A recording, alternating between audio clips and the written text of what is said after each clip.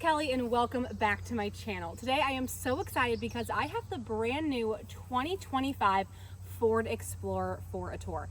Now for 2025, the Ford Explorer got a pretty major facelift on the interior and the exterior, and although the functionality for a family's perspective didn't change much, I definitely want to highlight some of the tech improvements they have made for 25. If this is your first time joining me, hey, I'm Kelly and I'm the car mom. I review cars for moms and for families. I'm a mom of 3, actually almost 4, and I'm a certified child passenger safety tech. Let's get started. Okay, so the Ford Explorer, let's kind of talk about where she falls in the line of the midsize SUV category, because believe it or not, she's actually on the smaller end. The Ford Explorer is quite a bit smaller than something like the Chevy Traverse, the Honda Pilot, the Volkswagen Atlas, but that doesn't mean it can't haul a lot of kids. For 2025, I have this ST1 right here, and I really think it looks pretty stellar. I'm a big Ford girl. I drive a Ford Expedition myself, and I love this high gloss black grille with our ST badging, and then the blacked out Explorer looks so good. And if you come around to the side, you'll find that we have 21-inch rims that really just give it a sporty look. I actually paint the Explorer quite often as a good dad car, or anyone not wanting to drive like your typical mom car. This Explorer definitely brings the sporty edge to this midsize market. One thing I don't like though is these like black plastic. I kind of would rather see that as like body color or high gloss black or just like something other than just hard plastic. But coming along to the rest of the side, you see we have a lot of nice blacked out elements on this ST trim level. You can of course get the Ford Explorer in a variety of trim levels. And one thing I really like for 2025 is the bench seat can get included on the platinum trim level. So you can't get a bench on the ST, which is the trim I have today, but you can get a bench seat on the other trims, which is a big plus. Okay, in the interior, they have made some serious tech upgrades that were so needed for the Ford lineup, but especially the Explorer.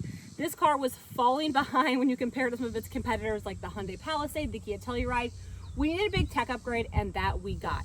I'm so excited that for 2025, it will have Ford's Blue Cruise, which is their semi-autonomous driving system, which is so awesome.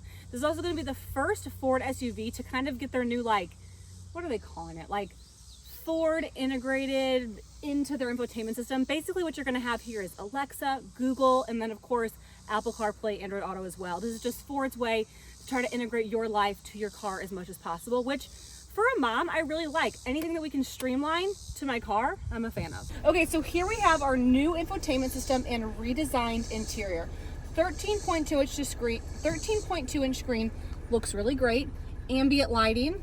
We also have a heated steering wheel, heated seats, and ventilated seats on this trim level. And I love this feature, auto, because now this will set your heated seats or your ventilated seats depending on what your vehicle temperature is set at, which is kind of a cool touch. Wireless charger on this little ledge right here with some little extra storage. And then underneath here we have a USB, USB-C, more storage. 2 cup holders, are like rotary dial shifter, another little lip gloss area, and then a pretty decent sized center console with 2 additional USB-Cs back here. So some really good storage. I really do like all the cubby spaces. I like all the charging capabilities, and I'm very impressed with this new updated infotainment system.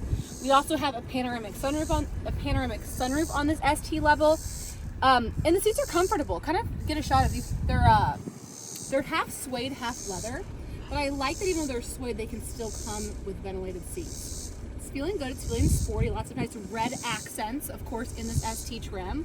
But that's all fine and dandy. Let's get to the second and third row, the trunk, and let's see just how family-friendly this Ford Explorer is. The thing with the Ford Explorer is it's either a 6 or a 7 passenger car, depending on if you get the bench seat or the captain's chairs. And that's because the third row only comes with 2 seats. And let me tell you something, I love when they only come with 2 seats, because you know what we have back there? 2 actual comfortable seats with their own sets of latch. I would so much rather have 2 seats that I can actually use than 3 seats that involve someone sitting on a buckle and like squishing together. So just keep in mind though, this is a 6-passenger car with the captain's chairs. As far as your car seat hardware is concerned, with this setup, it's pretty good. I've got lower anchors and tether anchors in every single seating position to offer some very nice flexibility on who can sit where.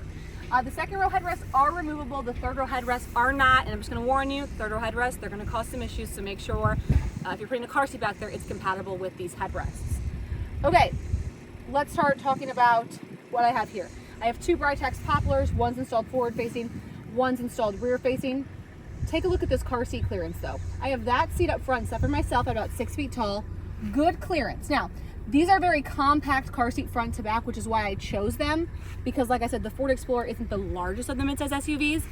So be aware, I'd probably go, if you're a taller driver and you want to drive this car, I'd go with something pretty compact front to back like this Britax Poplar. And just breaking down the door panel, we have built-in sunshades, cup holders, more storage down here, and we have ceiling vents. So some really nice second row amenities. As far as our trunk space is concerned, we've got about 16.7 cubic feet back here. To give you a comparison, the Volkswagen Atlas has 21. So it's on the smaller size for trunk space. But again, I'm liking these only 2 seats back here. Very easy to fold down. You just pop the headrest and then the rest is power folding. As far as your amenities are concerned back here, we still have the vents on the ceiling, which feels great, a cup holder, and our own charging, but only on the passenger side, plus a little bit of extra storage underneath here.